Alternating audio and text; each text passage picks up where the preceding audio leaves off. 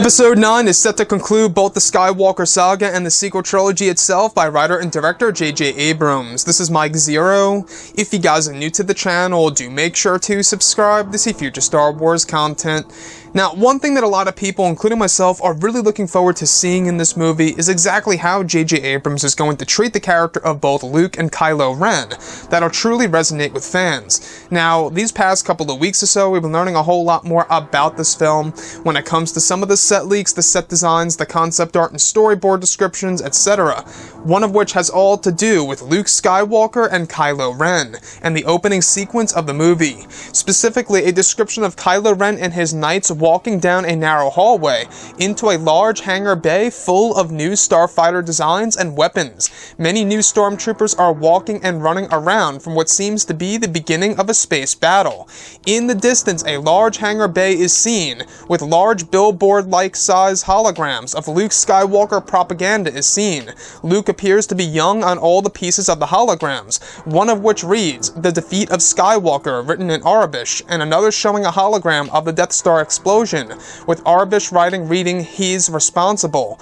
This seems to be part of Kylo's new order by constantly reminding his army of Luke to keep many thinking he is the enemy even after his death.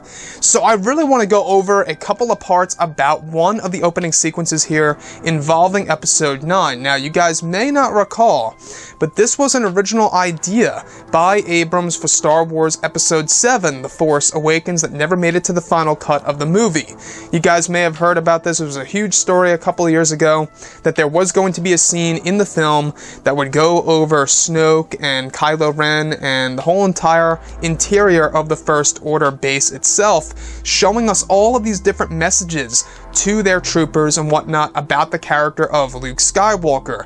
Now, this was also slightly hinted at in some of the books that fall under the Disney canon that were also incorporated into some of the stories out there. Now, the thing here is this. What I find very intriguing is that Kylo Ren's new order is essentially trying to keep on convincing that Luke Skywalker is indeed still the enemy, even after his death. And I think that the main reason because of this is that Luke Skywalker, the legend of what he did on the planet Crate, basically created this spark of hope throughout the entire galaxy. You know, at the very end of Episode 8, that was the whole meaning of showing the kids and whatnot looking up to that character, is that you see the whole entire idea of him spreading throughout the whole entire galaxy and the universe itself. So, I think that Kylo fears this and he's trying to keep everything at bay here.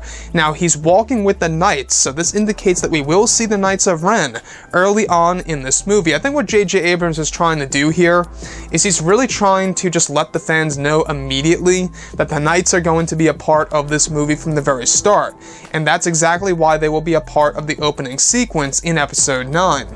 Now, as far as everything else goes, when it comes to how Abrams will be handling the character of Luke, you know, aside from him appearing in the form of a flashback and/or a Force ghost, he will also be using him in a sense as a tool to move the plot forward and to kind of show us exactly how Kylo's new order will work in this movie. Kind of similar to what they did with the plot in Episode 7, where they used Skywalker as somewhat of a MacGuffin, right? Which is basically a piece that moves the plot forward. The whole entire Skywalker saber was the MacGuffin of Episode 7. So if we look at that, it wasn't just that, it was also the name being thrown around constantly and the legend of Skywalker that actually inspired the people to keep on moving forward. So in Episode 9 now, it seems like we're going to get a bit of a reverse of this, where we get to see exactly what Kylo and, you know, his superiors and whatnot, who he's ordering, will actually be sending the messages to his army and General Hux's army, etc., about the character of Skywalker. So with that being said, guys, you know, what do you think about everything that's going on here in Episode 9? Everything really seems like it's starting to fall into place, where JJ is really taking a lot of concepts that never made it into Episode 7 and throwing it into Star Wars Episode 9, which honestly I think is a great thing, because a lot of good things came out of that art book, a lot of good things came out of, you know, what they were going to write into the finalized version of the script of the movie that never made it to the final version of the film itself.